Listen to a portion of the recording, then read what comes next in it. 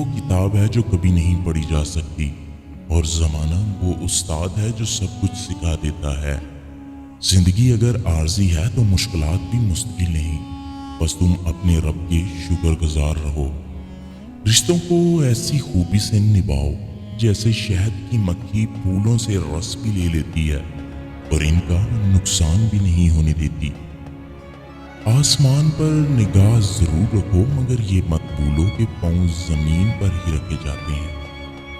بدلہ لینے سے پہلے یہ ضرور خیال کر لیا کرو کہ تم اپنے خدا کے نزدیک کتنے قصوروار ہو۔ لوگ بے وقوف نہیں ہوتے، وہ جانتے ہیں کہ لوگ ان کے ساتھ کیا کھیل کھیل رہے ہیں، لیکن پھر بھی وہ نظر انداز کرتے ہیں کیونکہ ان کے پاس ایک خوبصورت دل ہوتا ہے۔ نیک بننے کے لیے ایسی ہی کوشش کرو جیسی کوشش خوبصورت دکھنے کے لیے کرتے ہو۔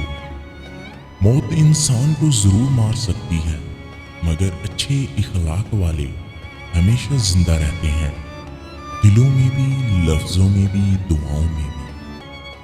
کاٹ دینا ہی مسئلے کا حل نہیں ہوتا، کسی کے لیے تھوڑا سرک جانا تو رشتہ بھی بچ جاتا ہے اور راستہ بھی نکل آتا ہے۔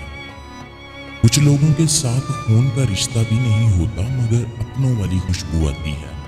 دراصل رشتے خون کے نہیں، احساس کے ہوتے ہیں۔ ہماری سب سے بڑی خوش فہمی یہ ہے کہ ہمارے پاس وقت ہے۔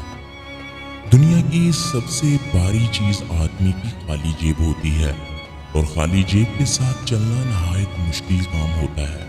اللہ پاک کسی کو بھی محتاج نہ کرے۔ ہم اکثر اپنی چیزوں کی طرح اپنے تعلق بھی کہیں رکھ کر بھول جاتے ہیں، کبھی انا میں، کبھی خود غرضی میں، کبھی غلط فہمی، کبھی بے وقوفی میں۔ خاک سے بنے انسان میں اگر خاکساری نہ ہو تو اس کا ہونا اور نہ ہونا برابر ہے۔